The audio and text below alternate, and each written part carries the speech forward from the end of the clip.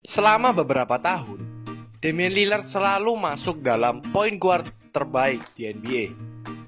Dunia mengakui kehebatan pemain yang satu ini. Namun sayangnya, ia tidak pernah masuk dalam kandidat MVP. Namun sejak awal 2020, Lillard meningkatkan level pertandingan dan permainannya secara signifikan.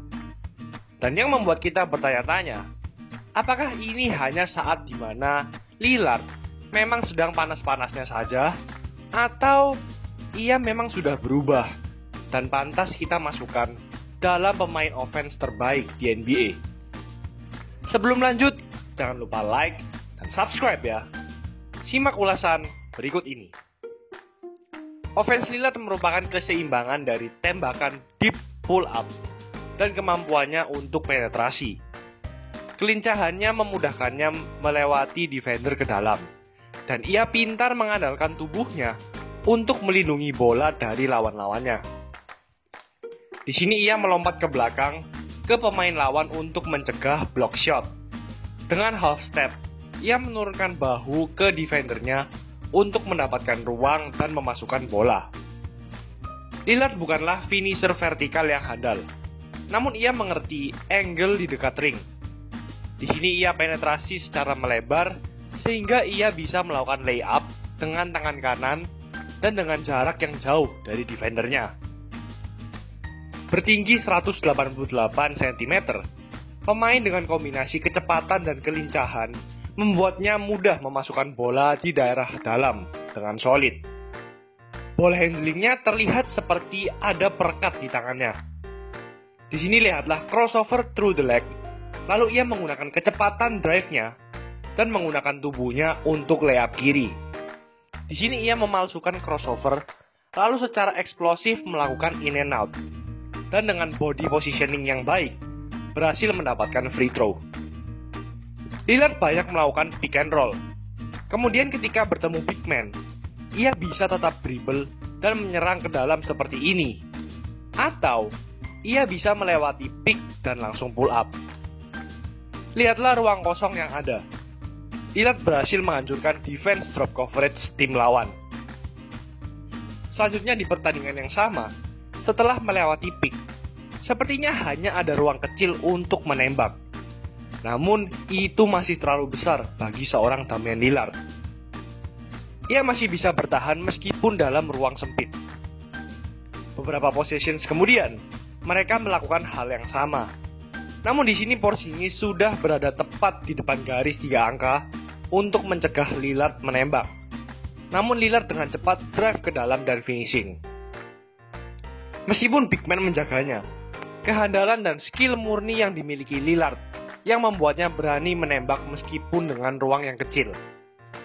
Jika defendernya bergerak ke arah yang salah, Lillard tidak ragu-ragu untuk langsung menembaknya. Dan Lillard juga punya range yang tidak terbatas, persis seperti Stephen Curry, yaitu logo range, yang ia benamkan hampir 2 kali setiap pertandingan. Dengan menghancurkan defense menggunakan drive-nya yang eksplosif, big man tidak pernah menjadi masalah baginya. Di sini sengaja terjadi screen di dekat logo, karena Lillard memang memiliki range yang tidak terbatas.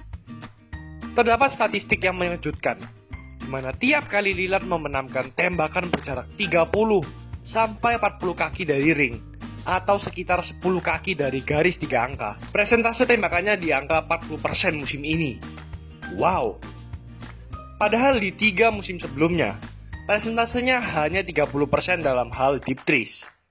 Jadi ini murni merupakan peningkatan dalam diri Damian Lillard. Tidak diragukan lagi, Lillard juga sangat handal dalam hal deep threes. Dalam skema berikut, beberapa analis mempertanyakan apakah ini termasuk good shot atau tidak. Karena shot clock baru berjalan 7 detik dan Lillard sudah menembaknya. Juga yang satu ini. Banyak orang yang masih mempertanyakan apa arti good shot yang sebenarnya. Namun setidaknya Lillard sudah menanamkan stigma yang membahayakan semua defendernya. Di sini terjadi screen di tengah lapangan. Tyler Johnson terkecoh di sini dan dengan panik membiarkan Lillard mengumpan ke temannya yang terbuka. Kita juga sering melihat terjadi trap ke Lillard, di mana trap adalah perlakuan khusus yang hanya dilakukan ke pemain selevel MVP. Terbukti juga bahwa statistik menunjukkan peningkatan Lillard sejak tahun baru. Dalam 33 pertandingan, Lillard mencetak rata-rata 31 poin setiap 75 possession. Dengan persentase true shooting 9% di atas rata-rata liga, yang tidak terlalu jauh dengan Stephen Curry saat berada di puncak performa. Lillard memang berada di bawah Curry dalam hal pergerakan off-ball, namun Lillard juga tidak buruk dalam pergerakan tanpa bola. Blazers sering memainkan Lillard dengan hand-off, dan ia menggunakan kecepatannya dalam backdoor cut, membuka ruang bagi temannya. Komponen playmaking yang lengkap ini membuatnya menjadi senjata ofensif terbaik dalam tim. Atensi ekstra yang ia dapat ketika ia sedang panas, yang membuat dua defender sekaligus menjaganya, justru membuka ruang bagi temannya. Dan ketika big man lawan maju ke depan untuk mencegah deep threes, ia dengan eksplosif drive ke dalam dan menghasilkan open 3 points. Sejak tembakannya meningkat signifikan, handoff sering menarik big man keluar dan mengacaukan pertahanan lawan. Dan ini adalah kick out yang cantik ke shooter yang terbuka. Lillard sering menghancurkan pertahanan lawan musim ini, membenamkan tembakan layaknya pemain ofensif terbaik sepanjang sejarah. Sekitar 17 tembakan dibenamkannya, sekitar 100 possession sejak tahun baru, yang menempatkannya menjadi yang terbaik dalam sejarah. Saat ia step layup di daerah dalam, ia berhasil mengumpan ke temannya. Ia menyelesaikan play ini dengan menggunakan kecepatannya. Ketika ia drive dan tidak berhasil menemukan temannya yang terbuka di luar, ia bisa passing wide side, atau ia bisa memainkan mismatch yang terjadi. Meskipun di sini ia gagal umpan alley-oop ke salah satu pemain di sini karena passing yang terlalu rendah, namun ia termasuk handal dalam melakukan umpan alley-oop ke dunker spot. Lillard tidak memanipulasi defense lawan dengan umpan, namun ia handal dalam menemukan temannya yang terbuka dan mengumpan kepada mereka saat pertandingan. Ia mungkin bukan pengumpan yang handal seperti Chris Paul, namun ia bisa menghancurkan help defense. Di sini merupakan detik-detik akhir pertandingan dan terjadi trap terhadap Lillard. Namun akselerasinya berhasil membuatnya masuk ke dalam dan dengan cantik mengumpan ke temannya yang terbuka. Ia tidak terlalu sering pocket pass ke corner karena cukup sulit untuk memiliki corner vision yang baik dengan tingginya 188 cm. Dan tingginya juga membuatnya harus melakukan rilis tembakan yang tinggi. Anda akan menemukan bahwa Lillard sering passing dengan tangan setinggi bahu, yang membatasinya untuk mencari angle yang baik dalam mengumpan.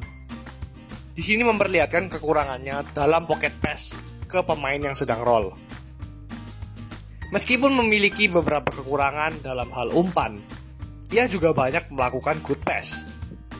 Dan kombinasi antara playmaking dan scoring yang dimilikinya membuatnya masuk dalam daftar yang tinggi dalam hal dampak ofensif yang diberikan terhadap tim.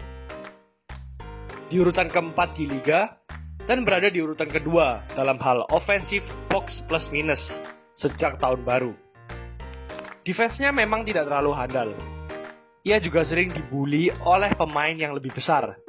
Ia tidak terlalu lincah dalam hal lateral quickness. Jadi lawan yang memiliki skill penetrasi yang baik bisa melewatinya dengan mudah. Dan ia juga sering terhalang screen, menjadi tertinggal dan menyerah terhadap point guard lawan yang bahkan bukan shooter. Instingnya dalam melakukan help untuk mencegah drive mungkin sangat baik. Namun juga ada off-ball moment di mana ia kehilangan defendernya saat lawan melakukan corner-to-corner baseline cut. Portland kadang menyuruhnya menjaga pemain sayap 3&D daripada guard yang lincah, hanya untuk mencegah mismatch yang terjadi dari switch. Dan layaknya pemain bertubuh kecil yang lain, ia tidak terlalu banyak berkontribusi di dekat ring. Jadi kesimpulannya, Lillard sangat-sangat baik dalam hal offense. Dan statistik ini pun terlihat ia sangat incredible. Jika kemampuan mengumpannya bisa ditingkatkan lagi, dan ia memiliki size yang lebih besar dan punya kemampuan finishing ke dalam lebih baik, mungkin ia bisa menjadi pemain ofensif terbaik di dunia. Portland mencetak 121 poin setiap 100 possessions ketika Lillard sedang bermain sejak tahun baru.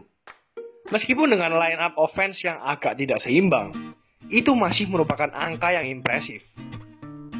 Range tidak terbatas yang dimiliki Lillard telah meningkatkan signifikansi dari high screens.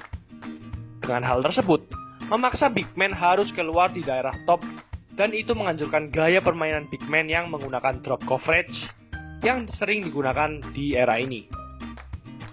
Mungkin tidak selamanya presentase tembakan 3 angkanya bisa konsisten di 44% sejak Januari.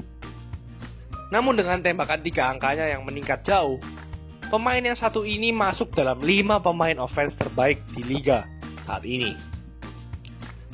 Itulah ulasan mengenai permainan Lillard. Jangan lupa like, komen, dan subscribe agar channel ini bisa berkembang dan menghasilkan video menarik lainnya. Thanks for watching. I'll see you in the next video.